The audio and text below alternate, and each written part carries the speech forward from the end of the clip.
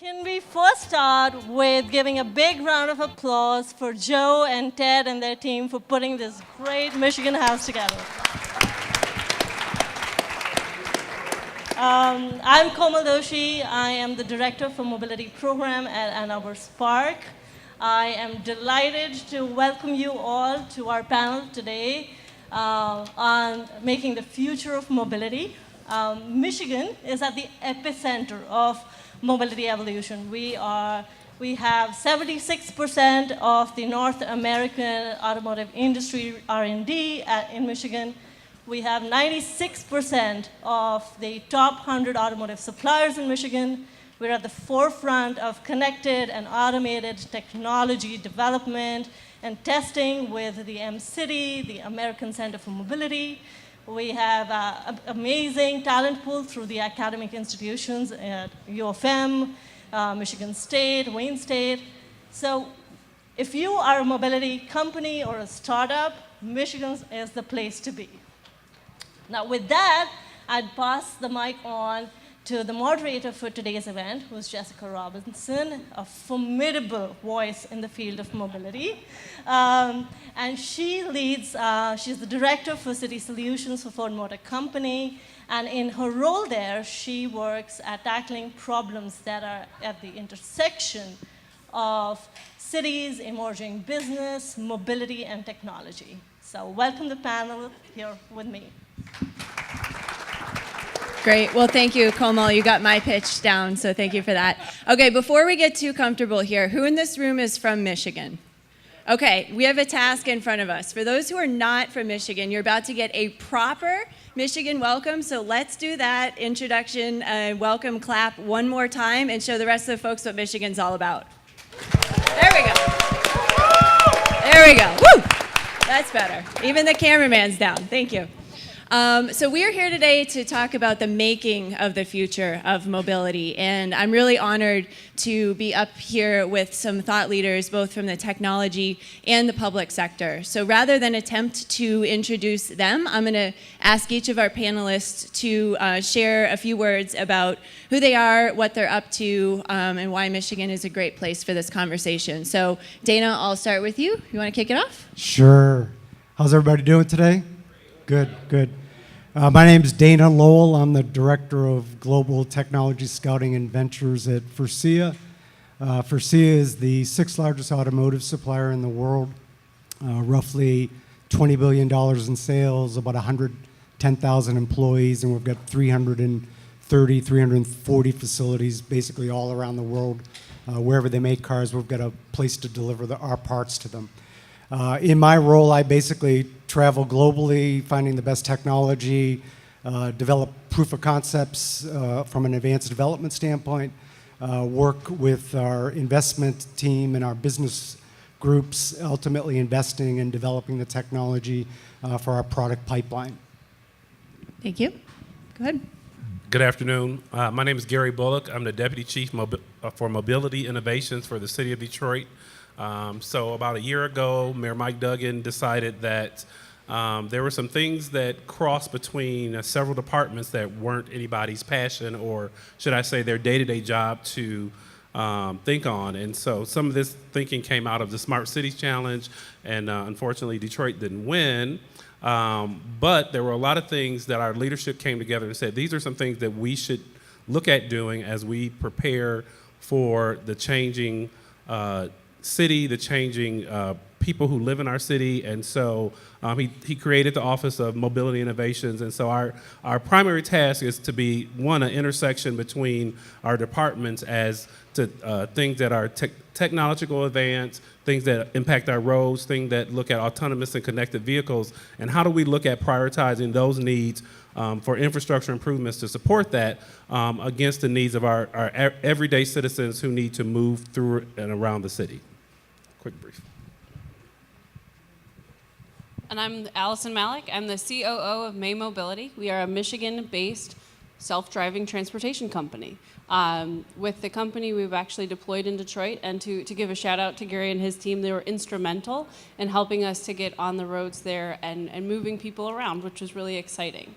I co-founded May Mobility about a year ago. Prior to that, I actually worked at General Motors for 10 years, both as an engineer, working in electrification, and then in corporate venture. So I spent a lot of time in Silicon Valley and tracked the exciting new changes that are there. And I think what really excites me about Michigan, not to head straight into the panel, but the level of expertise that we have in the state in terms of safety and reliability, which is absolutely critical for transportation, is unparalleled. And so I'm excited about the opportunities that we're able to bring across the board.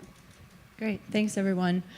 So I did bring a few prepared questions, but this is going to be an interactive discussion, so I'll kick it off, and then as we get a little bit more into it, we will have a roaming mic around, so feel free to avail yourself of that when it comes through. So the first question, as I mentioned, is this idea of the making of mobility, and each of us we're tackling this from very different perspectives. So maybe just as to open up the conversation for each of us, what specifically are your organizations doing to actually bring the new change in the future of mobility to life? What does that mean on a day-to-day level when you go into the office or with your teams? What are you actually doing to bring this? So for me personally, it's working with my product team to understand precisely what our cars can and can't do, and trying to go and work with communities to bring that transportation service. And it's an exciting and fun part of being at a startup. We can move quickly and react, but one of the best parts of what we do is working with communities to understand what they need and making sure that that really guides what we're bringing to market. No? Yeah. Okay. We're nice in Michigan, too. Yes, we are. So nice. So nice. For us, we're a $20 billion automotive parts supplier, and we make many, many products that are in the vehicles today. So it's two-part. It's one, it's an evolution of the components that we make today. So how does seating need to change? How does the cockpit need to change? How does the interior need to change? And then there's also the disruptive part of it, and it's really, what is autonomy going to do in terms of defining the interior of a vehicle. So we start thinking about things like, we work on wheels and health and wellness on wheels, and really total disruption to what the interior of a car is as it's defined today. So it's really evolutionary and disruption.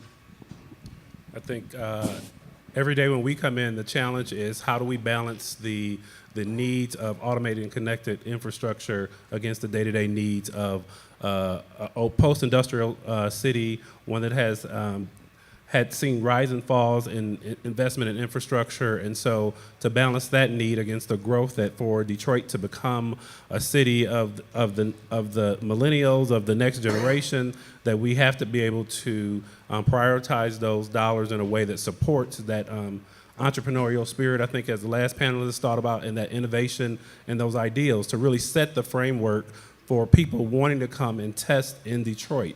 One of our challenges is always to make a business case. So if we are talking to a May Mobility or another startup, if there's a need for the city to either redirect or invest some additional resources to make a project go, how can we sell that not only to the general public, but to our leaders who in our finance office who are looking at, why are you investing? Why are you piloting this ideal? Why doesn't Ford just come in and do it for us? But being the center of all this technology, having these large OEMs in the city, we have to create a place where they can test and be successful. And actually, I'd like to maybe add to that, or go. We'll talk about community for a minute, because it touches all of us. But Alisyn, you and Garry both mentioned it, and it's something that's important to us at Ford too. How, as you're working in the city and trying to do customer discovery, how do you actually get out and understand what people want or what the impacts of these technologies are? So first, we work directly with communities sort of at the higher level, so at the city level, to be able to understand where are their pain points. So really looking at where is transportation needed, instead of just putting cars out there and hoping people will use them. Once we have the cars out, that usually ends up mapping with people with strong needs. So step one, get the infrastructure out there. Step two, get people into the cars so we can start collecting feedback. The pilot that we did with Bedrock was a great example in Detroit. We were recently down in Tampa and have a couple of other exciting rides that will be happening in the near future. But part of it's really working with partners that also help to engender trust. As we go into a self-driving future, in some cases, making sure that riders are able to trust the vehicle that they're getting into is very important, and that's a very personal thing. And so we find that working with community leaders is a really good way to build that conduit. I think the city has to be kind of an advocate of this advanced technology.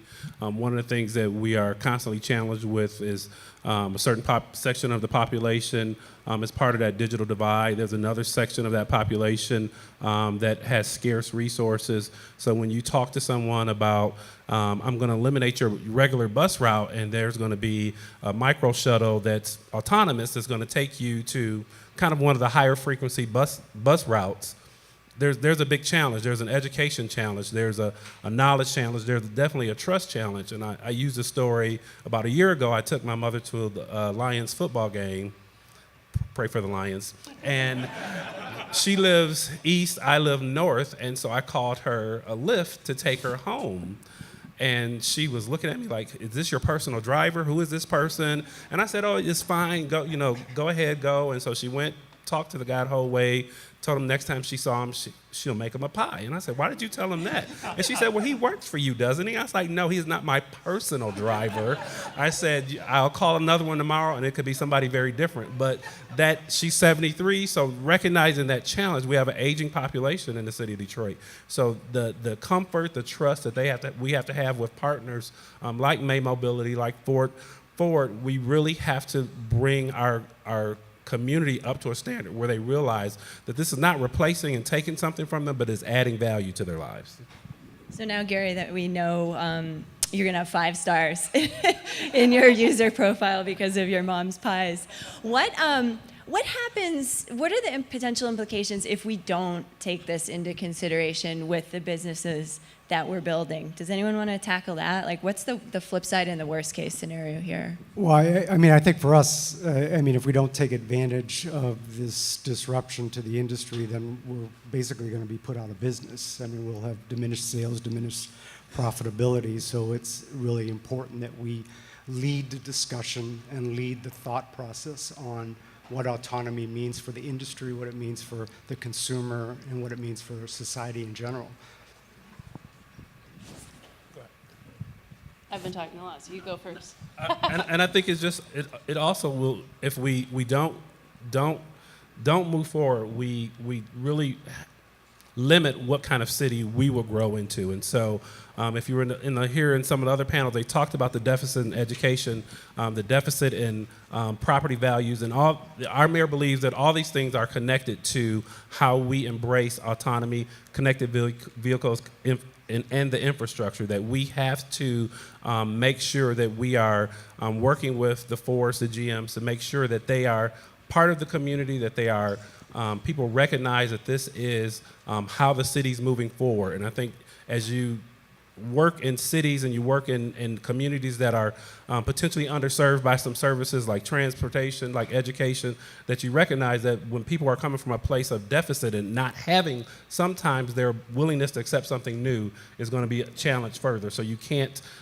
give up when the first time the city council says, no, we're not going to appropriate that and we're not going to give you that permit to do your upcoming project. It really is about that education and becoming a partner, walking with them. It makes logical sense to some people from an education and a business case standpoint. For some other people, it doesn't make practical sense. And so I think finding the balance between those two definitely will help older cities with older populations embrace technology and the things that it can bring and enhance to their communities a long way. And I want to point out how appreciative I am at how thoughtful you guys are being in Detroit, because there are a lot of communities right now on the city side, there's wanting to provide services and wanting to do it in an equitable manner. On a company side, you want to make money. And making sure that those things line up for the good of more people, I think is the balance that needs to be struck or we could end up in a dystopian future that is just gridlock of individuals in cars that happen to drive themselves. And that's something that a lot of people don't talk about either, but figuring out how are we leveraging this new modality in a way that makes our cities more livable, that makes sure that people aren't totally left out on the digital divide. Those are things that this next round of transportation shifts, I think if we don't take that into account, we will not necessarily be better off. Yeah, I think the one thing I'd want to add too is that Ford and Faurecia are multinational corporations, and we look at where we're going to get the best payback for our investments and our R&D dollars, and what areas are leading in certain technologies. And I mean, I think it's really important that Michigan and cities like Detroit and Grand Rapids and other places, they provide that partnership that makes us multinationals want to look at them as the logical place that we're going to deploy new technology. And I mean, I think that it's this change is going on right now, and right now is the time that Michigan needs to be the most open and friendly to companies to come in and be the leader in autonomous. We don't want it to be Silicon Valley. We don't want it to be Tel Aviv. We don't want it to be Munich. You want it to be Michigan. And if Detroit wants to lead the automotive industry of the 21st century, then it's got to make itself be the place that is providing the policies and the platforms to participate in. I couldn't agree more. So a couple of us now have mentioned self-driving vehicles, self-driving technology. Obviously, Alisyn, it's your day-to-day. Garry, you're dealing with the city. It's something we're focusing on, and you're going to figure out what makes us comfortable inside. What do you guys think self-driving will change? And as we all as an industry and as users of these services start to become more familiar with them, what won't it change as well? Does anyone want to take a stab at that one? Well, I mean, from our standpoint, I think it'll allow for more productivity. I think it'll allow for more comfort. I think hopefully it'll allow for better social interaction. I think that things that are non-compromisable, as safety is non-compromisable. I think autonomy brings some level of risk on the cyber side. That is, I think, a bit of a concern. I think there's a business model disruption that has to occur simultaneously with the technology disruption that's occurring. And it was to the point that Alisyn was saying, if we just have the same amount of cars driving on the road with people that have pushed a button and the cars are driving autonomously, and we haven't changed the business model to improve the utilization of that big capital asset and take it from being something that's 90% of the time parked to be 90% utilized, and also change it from being 85% one person driving it to be 85% of the time there's multiple people in it. If we don't change those fundamental factors of utilization, then we still are going to have crowded highways and all the societal costs that cars bring to the world, environmental, et cetera. So I think we've got to work probably harder on the business model side of it, and I think that's the scariest part for the OEMs and the tier ones and others is changing that business model. We make our money off of today's business model, and we've got all our capital in today's business model. So when you start talking about disrupting it like Alisyn wants to, and changing the way we make our money, that transition is going to be tough. But I think that's what we have to lead on. I think one of the things that it changes is, for us, there's a paradigm shift where we're trying to have our city and its residents have this upward mobility in economics and social interactions. And so we see the opportunities for maximized transportation use as a asset to their potential economic mobility, and that whereas they may not earn enough to own an individual car, but in the shared car platform, one that's autonomous, it can take them to several jobs where currently our transportation, public transportation would not allow, but also perform those other social services. And so we think, one, that's going to increase and help our everyday residents. And then also, as we look at, I think Detroit was in the top 5 in pedestrian vehicle crashes. And so according to people like my neighbor over here, reports are that autonomous cars are going to be supposedly safer than and more reliable than some of the things we do as drivers ourselves when that light is yellow, red, and we keep going or turn that corner. And so for us, a safety issue is when you have this older population and when you have probably a large number of state trunk lines or state roads that run through that are 4-6 lanes wide, and the ability to cross, and people's habits about how they move as a pedestrian on the auto infrastructure, we think that will actually save some lives, and we're looking forward to that change. So I want to just continue on Dana's point. When we think about what self-driving can unlock, it can unlock a lot of cool technology that could be used by a few people, or if we approach the business model, we can really make huge shifts, both in how people get around, but also how we use land, and start to rethink even cities and their parking structures and how much land needs to go for vehicle parking. And there's a lot of opportunity that is exciting, but if we aren't having conversations like this out ahead of it, I think that things could go sideways pretty quick. Yeah. Joe with the microphone, where are you? Does anyone have any thoughts, questions that you want to ask the panel related to community, AV, something that's been burning on your mind?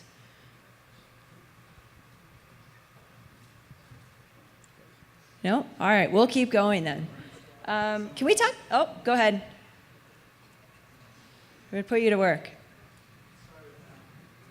Can you hear me? Yes. Yep. So just an open question to you guys. I think that the Split investment was really exciting for the city, Bosch's investment in Split, and May Mobility is very exciting too. But there hasn't been a whole lot of startups in the space in Detroit. And I'm just wondering, given its importance to the future of the state, what it is that you think we can be doing to really help to foster that? Well, the challenge with Michigan, it's funny because you go to Silicon Valley and you go to Tel Aviv, and those are like my two hotspots right now. And, everybody there thinks they should have a startup. They get out of school, smart guys get out of school, and boom, they got to create a startup. And, Michigan's interesting in the fact that you've got just as much brain power, probably, and definitely much more automotive and how to make stuff expertise. But there's not the same entrepreneurial confidence. And I think what we need is just a generation of companies like May Mobility that come out of this, the good school system that we have, like U of M, which is one of the top in the world.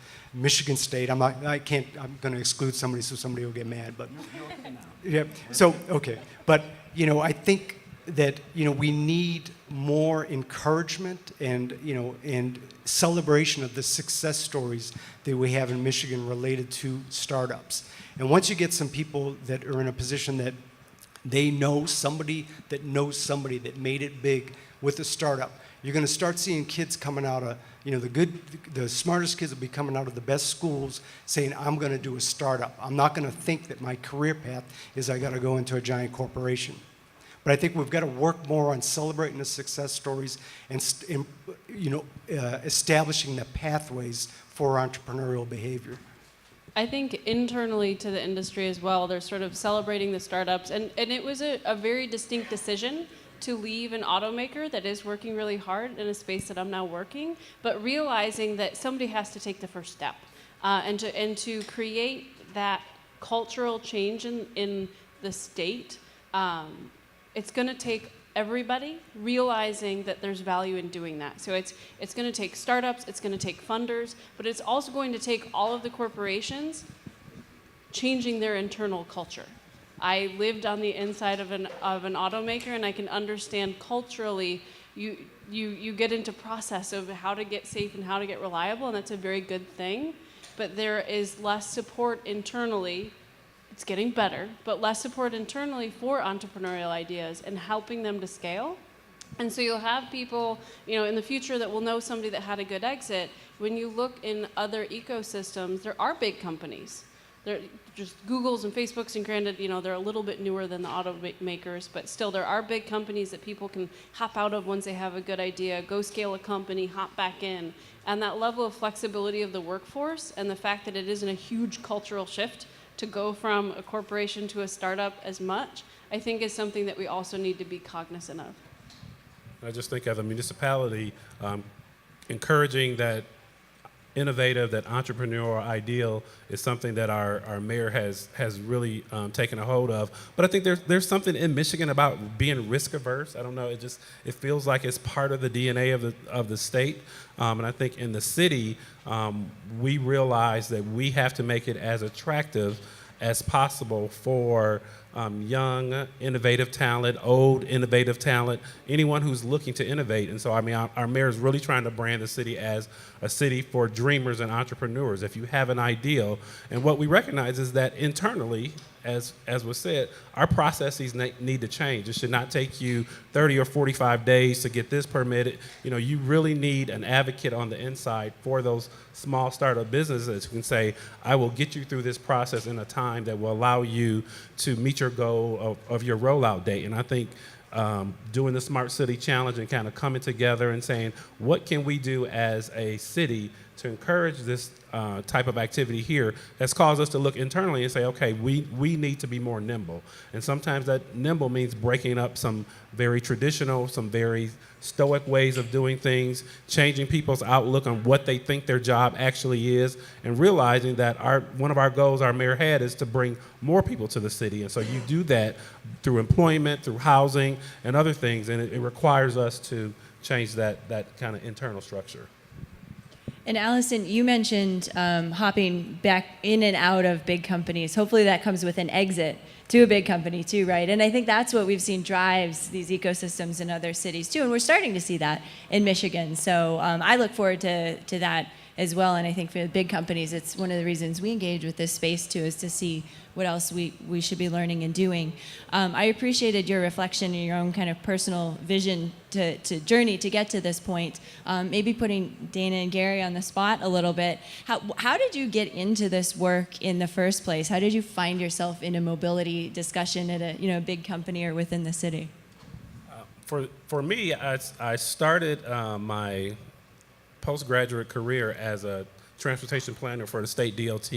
So to be someone working in mobility who actually likes when you repave a road and I see a bridge and I know the rivets that went into it, that was my initial training. And so even for me sitting in this space is really kind of a challenge of thinking faster, quicker, doing things a very different way. So state DOT, several COGs, doing transportation planning. And when the mayor had this idea of saying, hey, I need someone who wants to think about this on a daily basis, it was just a great opportunity. So.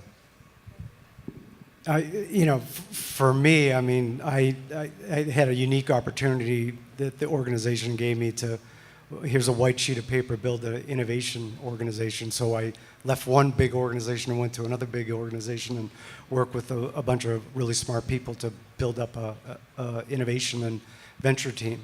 And then now, at this stage of things, the things I like working on, those are the things I work on, and the things I don't like so much, I don't work on them that much. So that's just kind of, you migrate your career you build the career you want to have, right? If you're good at the things you do and you're passionate about them, you have the opportunity to do that.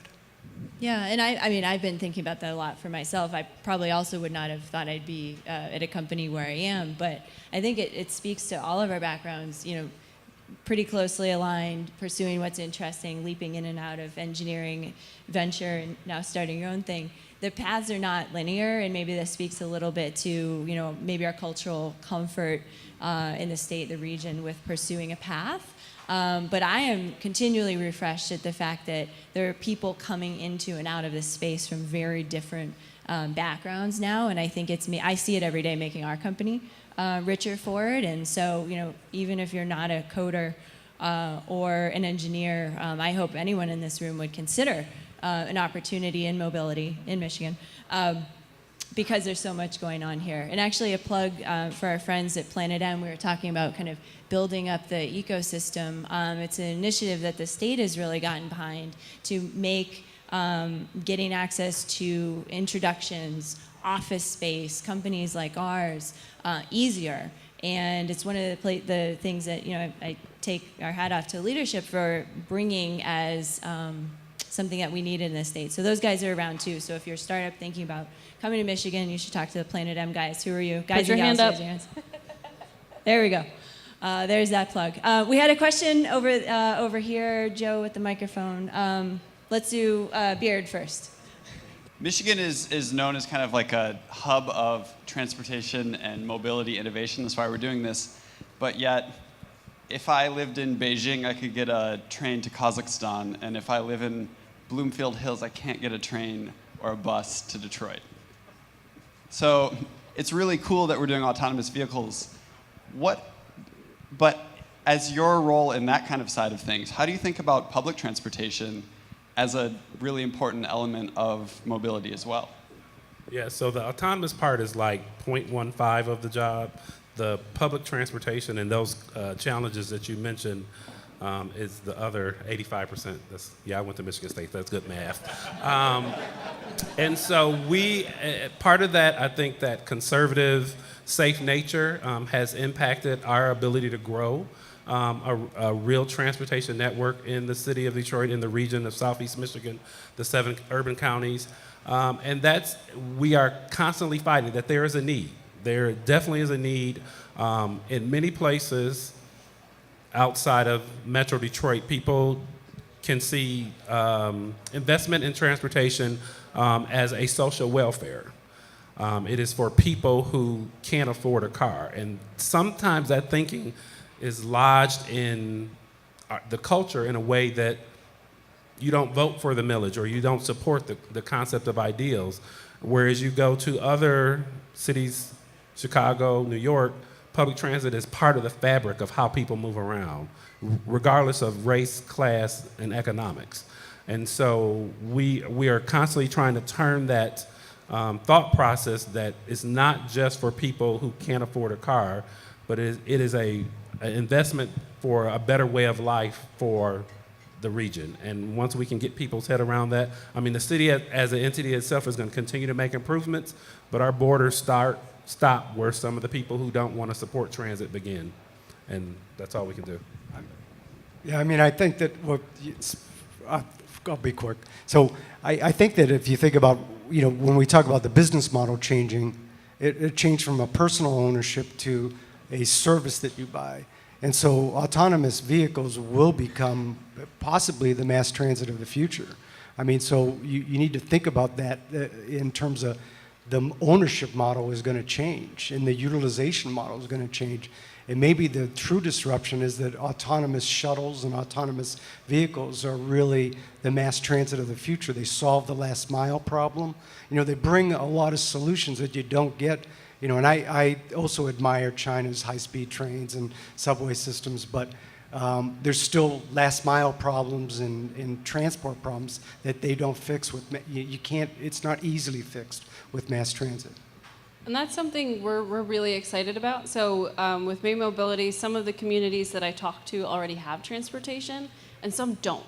And what's really interesting, in some cases, we're just providing better transportation service, and in other cases, we're the first transportation service, and we're able to get our foot in the door for those types of discussions in communities that would otherwise have probably voted it down because it's new and different. And it's been really exciting to take advantage of that new and different to try to shift paradigms. In a lot of cases, the communities that often vote down transit are still trying to densify their downtown areas, but they don't want to put in more parking. And it creates a really interesting way to get your foot in the door to start to have that dialogue about how people move within the space. And once you have the first last mile to help people get within a community, it makes it a lot easier to then connect it to trunk lines and other things that can help connect communities to each other. And I would add, I can't resist on this one. I mean, this is the work that we do every day, is working with communities. And I think we're also seeing a a flexibility and a real desire from the local governments and regions to understand what technology is coming as they make these decisions, but also a recognition that, in a city in China, it's a math problem in terms of trying to get a lot of people moving in one place. In, Detroit or many other Michigan communities, maybe less so, but you have a math problem because you got vehicles clogging the freeway. There is a role for public transit in this equation. It may look different in the future. It may be operated by different parties. But it's one of the things that I continue to remain excited about as part of this question of how we all move around. I think we had another question over here. I'm Shomit Ghosh with P3, and my question is, if I look at Michigan, we have had so many assets and so much history of developing automotive solutions over almost 100 years. When we look at what we currently have, my question is, do we have enough level of cooperation between the players in the space? So meaning, do the OEMs actually collaborate on new technologies like autonomous? Does the tier one supply base work together? Or is this a continued fight, if I want to say, or competition from one company versus the other, like it's always been? And is this beneficial for Michigan as a whole?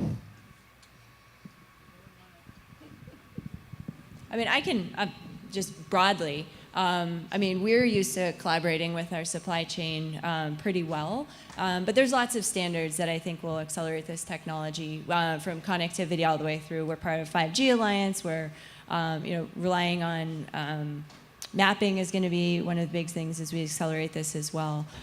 So I would say, at least from the OEM perspective, collaboration is going to be part of it. More broadly, collaboration looks like working with cities. It looks like figuring out how to work with new technology providers that we've never worked with before. And so things like a mobility cloud become much more relevant as a point and a place of collaboration, not just on standards. So it's a great question. Does anyone else want to? It's a hard one, clearly. Yeah, I think there's always going to be competition that exists between the OEMs in terms of gaining market share or losing market share, and there's always going to be competition between the tier ones in terms of different technologies that they want to gain dominance. But I think the partnership between tier ones, OEMs, tier twos to tier ones, is strong, and it's definitely there's a tremendous amount of energy there. I think the automotive industry as a whole has become much more aggressive in the venture capital space in terms of investing in those next-gen startups. And I also think there's these public consortia that exist now, like M-City in Ann Arbor, which is frankly world-class, and also the Willow Run high-speed testing facility. Those are world-class testing facilities for deployment of autonomous. So, there's definitely a lot going on to build collaboration within the industry, and then also make the industry more open to bringing in new technologies. Question in the front here.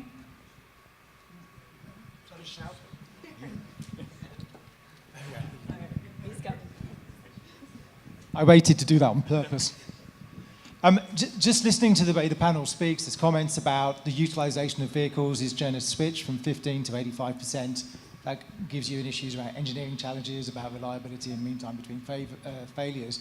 It also brings in environmental issues as well, such as if we continue down the route of using carbon fuels, then there's greater pollution, greater density, even with the reduction of the amount of vehicles on the road that's going to be used longer. So at the same time as you're trying to address the autonomous and connectivity question, you're also going to have to very rapidly accelerate the electrification problem as well.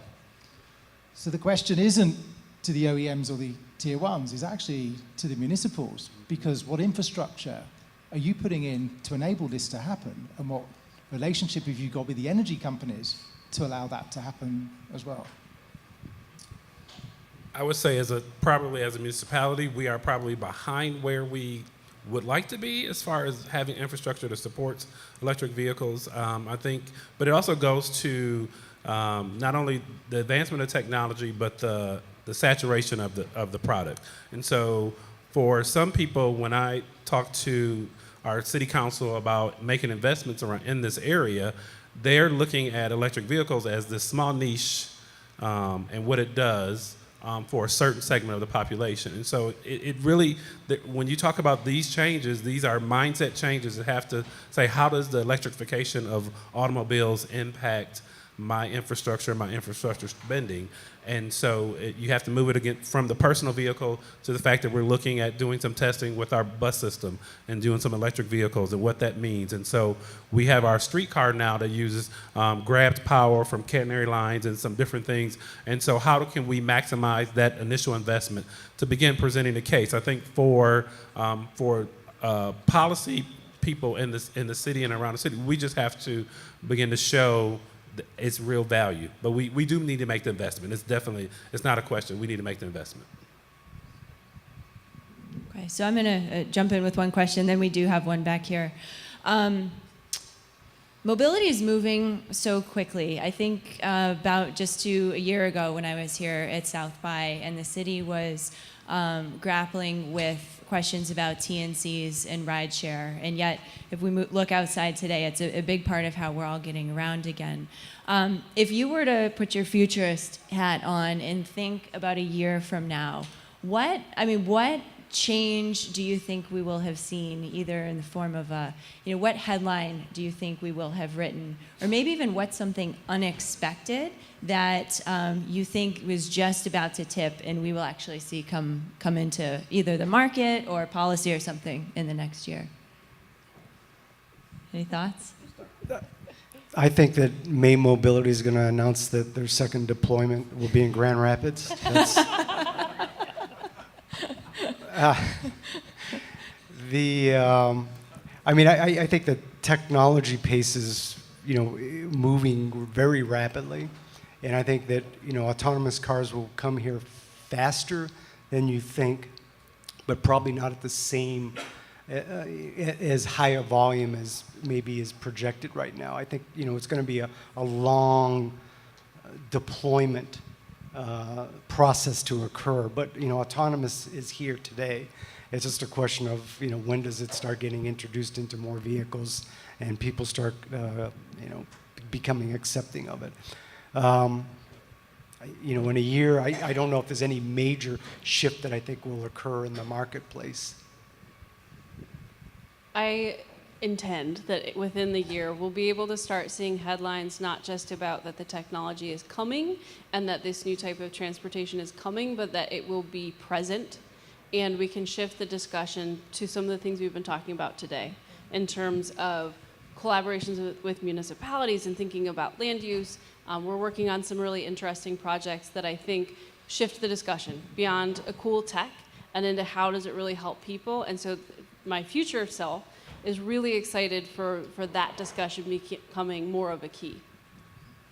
I definitely would like to think that we are approaching a time where the city can reallocate resources that are spent on traditional public transit, and that we have supplemented it and enhanced the service through some of the benefits through autonomous activity. I think we are slowly telling our riding public that this is going to come, this is going to change. And so I think we have some real test opportunities in the city to really have a demonstration that people will kind of take notice of. So. Thanks. And Garry, it may be a little wonky, but since we have a broad group here, can you talk briefly about the economics of public transit? When a ride is delivered, how much is actually, when I put $2 in the meter, how does that actually pay out? How much is the city paying into that? So the city, that's a good question. Let me think about that one. The city probably currently supplements our public transit agency by about $20 million, I would think. In addition to, and really the FTA formula allows as much money as we put in as much money we can receive from them as well. But when we look at the cost of removing potentially one, what we call legacy route that has maybe 50 riders a day, has about an hour headway, we're looking at almost a $500,000 to $800,000 savings to redeploy resources. So when we start thinking about advances, optimization, microtransit through autonomous vehicles, we're looking at some real dollars that we can reprogram to higher density, higher frequency riders. That's real money. Yep. related question, are there any headlines as an industry, a state, or a region we don't want to see? I mean, I think anytime there's any accident in an autonomous vehicle, and you can look at Tesla as an example, I mean, it just gets overblown, magnified in terms of, the one incident. But I think that we really have to be focused on safety, and I think the other is the cyber portion of things, of cars being remotely piloted for not necessarily good purposes. So I think that those are probably two that we can't let happen. From a policy side, I think our leaders would not like to see massive layoffs associated with advanced technology. It's a big concern to our council and some urban policy leaders as to how does this impact those that work in a sector that now autonomous vehicles and removes the need for our traditional cars and trucks. I think as a region, the thing that I don't want to see is a lack of headlines of things going on the roads in Michigan. I think that's really key to help people recognize the amount of work that's going on. I think historically the press releases come out when you do sort of the unveiling of the vehicle for automakers. That's shifted a little bit, but I think continuing that discussion and making sure that in terms of headlines, the work that's being done is out front and center. Back there, did we get the mic to you? Oh. Hey, I had a question. Well, preface, I'm super stoked about autonomous, shared, electric, all of it. But since a lot of these changes are being led by private corporations who, like public transit, aren't necessarily legally accountable to the public interest, I'm curious about y'all's thoughts on any kind of, I want to say, surveillance or ownership of data or visibility into data about the people who use the services, because I know we're very excited for them to come, but like what restraints are we willing to put on that kind of thing? So one of the questions I get is not necessarily about personally identifiable data. I think that's a whole nother can of worms. But even thinking about sort of general anonymized ridership data. And we're coming to a point where I think the cities are starting to recognize the strength that they have in terms of access to curb space and things like that, and starting to take that power into account as they work with different new forms of transportation providers to make sure that the right amount of data is being shared for us all to be able to coexist in a way that meets the city's needs, which, to your point, can be different than a profit-driven corporation.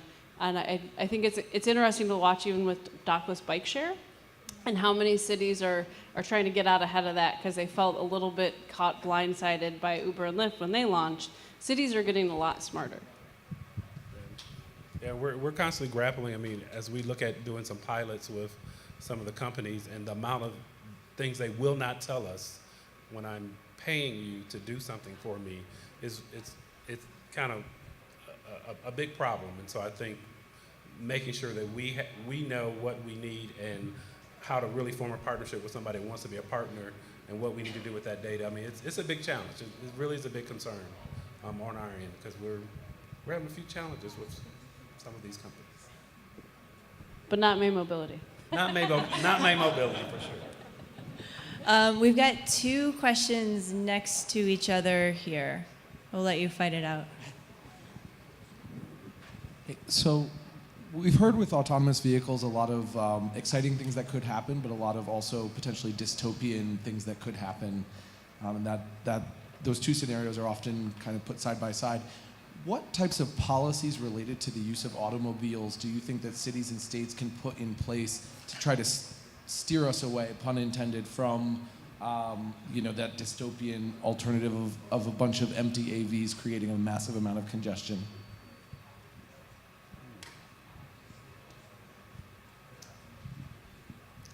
That's a good question. I will say that from our state, our ability to our ability to limit free market and the opportunity for some of these startups to work in the Michigan space is limited by what our legislature. So I will say there needs to be some definite conversation about the impact, and to be continued. I'll stop there. I think with some of the communities that we've been working in where it's just becoming too painful in terms of traffic and congestion, they're looking for ways to encourage shared use, to encourage more efficient roadways, and you're starting to see a trend in that direction, in part because people don't want to live next to a parking lot that's supposed to be a road.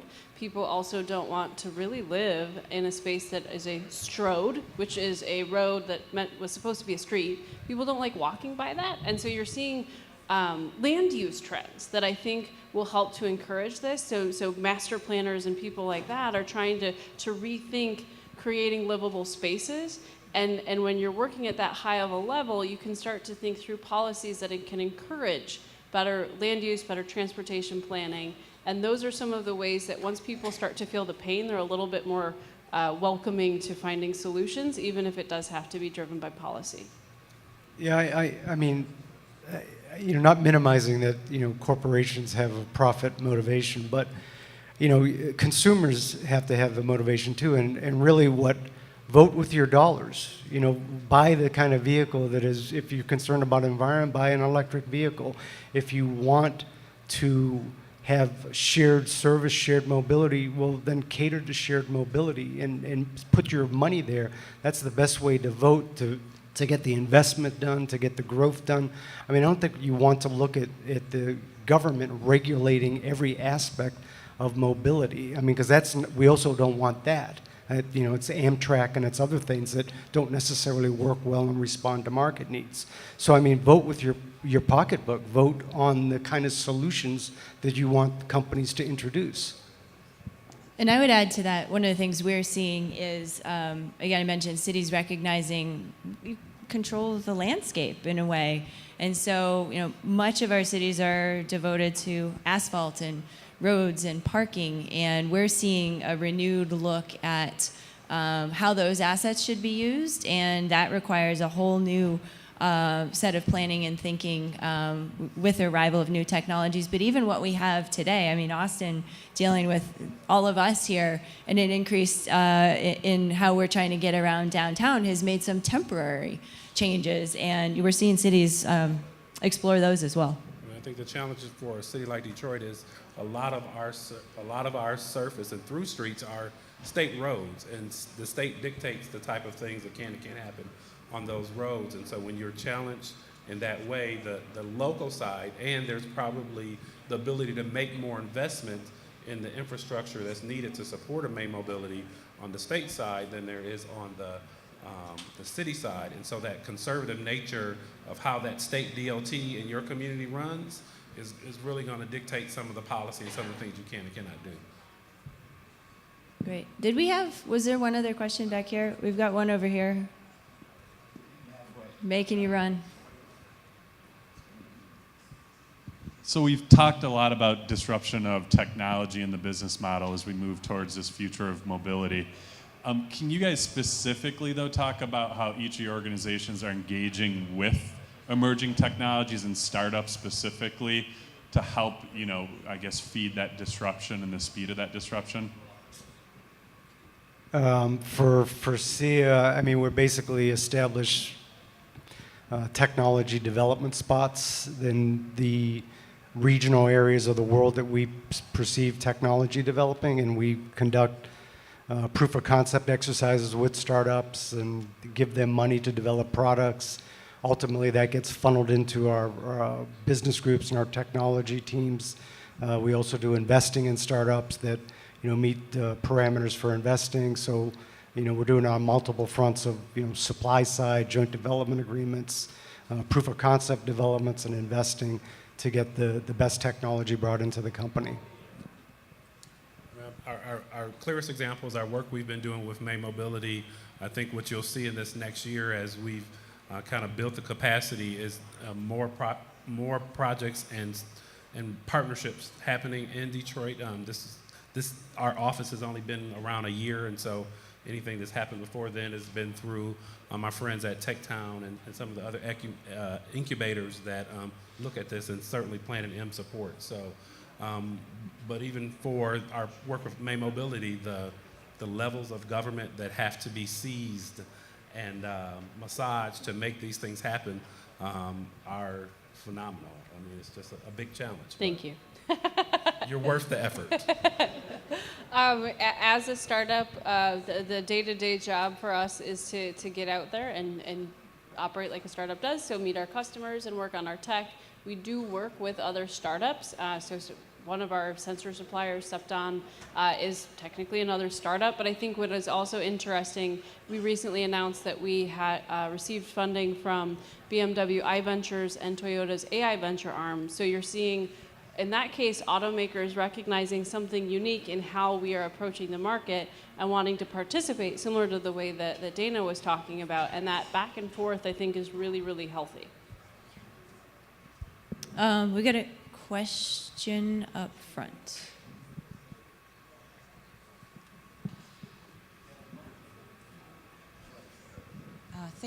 Thank you so much. Austin is currently going through Code Next, which is we are developing our new land use planning and policies.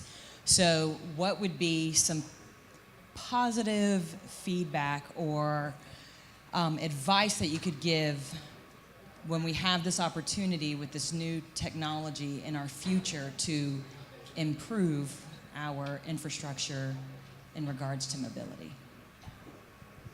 I think autonomous aside, looking at some of the research that the Shared Use Mobility Center has done in terms of creating roadways that encourage broader throughput, looking at bike lanes, looking at bus rapid transit lanes, and thinking about cities or streets not as a device for cars and sometimes something else, but really as a mechanism to move people. So similar to the comment that was made earlier about China, thinking about those as a mechanism to move people and being thoughtful about where it should be a road and it should be high throughput and it should be fast transportation, and areas where it shouldn't be that, where it should be a space that's built more for humans to be out walking and biking and things like that. And being thoughtful then about trunk lines versus first last mile. I think AVs can do many things. I think in the short term it will be more first last mile in terms of just ease of deployment and thinking about that, but as a part of the broader construct. I think I would just add that that as you're working on this, that the question of equity, because one of the big things is it's very easy for us to do a May mobility test in a highly dense, highly, I won't say affluent, but strong economic area in the city of Detroit, where you have all the makings of what would be a kind of a traditional community or neighborhood, versus taking it a little further east, where you have less density, less economics, and the challenge of saying that there's also a need to apply that, whatever that solution you're solving for, there's also a need to apply it there as well, but the cost sometimes is very different because the different assets or factors are impacted. So I would definitely say that, and then just make sure that you saturate yourself with the public engagement. I think one of the things you'll find is that people who don't work in this space may say something that helps you plan better for the next 10 or 12 years versus than what you would think. Yeah, I would think no parking structures. I would think electrification, access to electrification for charging vehicles. I mean, those would be two things that I would be thinking about. Yeah, I'd add to that +1 for be real about your parking minimums. Have that real conversation. It's going to be ugly. And engage the community. We all need to be part of this process.